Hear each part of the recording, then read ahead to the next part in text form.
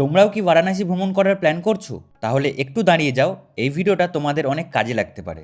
কাশী বিশ্বনাথের শহর বারাণসী যেতে তো সবাই চায়, কিন্তু কি করে যাবে, কোথায় থাকবে সেটা হয়তো অনেকেরই জানা নেই। তাহলে চিন্তা করো না, আজকে তোমাদের সম্পূর্ণ কিন্তু একটা ডিটেলস দিতে চলেছি।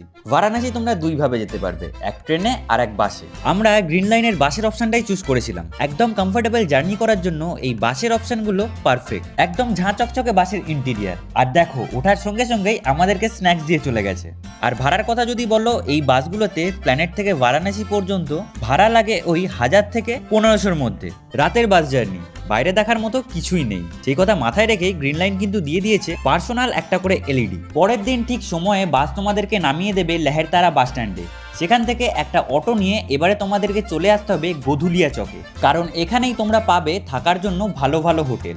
বারাণসী আসার পর এক্সাইটমেন্ট ছিল আমার একেবারে তুঙ্গে। এক্সাইটমেন্ট সাইডে থাক, এবারে চাই আমাদের খুব সুন্দর আর সস্তা একটা হোটেল। আর সেই চাওয়াটাই আমি পেলাম এই বাবা দর্শনম গেস্ট হাউসে। এনাদের রুমগুলো বাজেট ফ্রেন্ডলি হলেও ছিল কিন্তু প্রিমিয়াম ক্যাটাগরির। লোকেশন একেবারে হাতের মুঠোয়। হোটেল থেকে দশাশ্বমেধ ঘাটের দূরত্ব মাত্র পায়ে হেঁটে 2 মিনিট। আর যদি তোমরা ট্যারিফের কথা বলো, তাহলে মাত্র 1500 টাকার মধ্যে এনাদের রুম কিন্তু স্টার্ট হয়ে যাচ্ছে।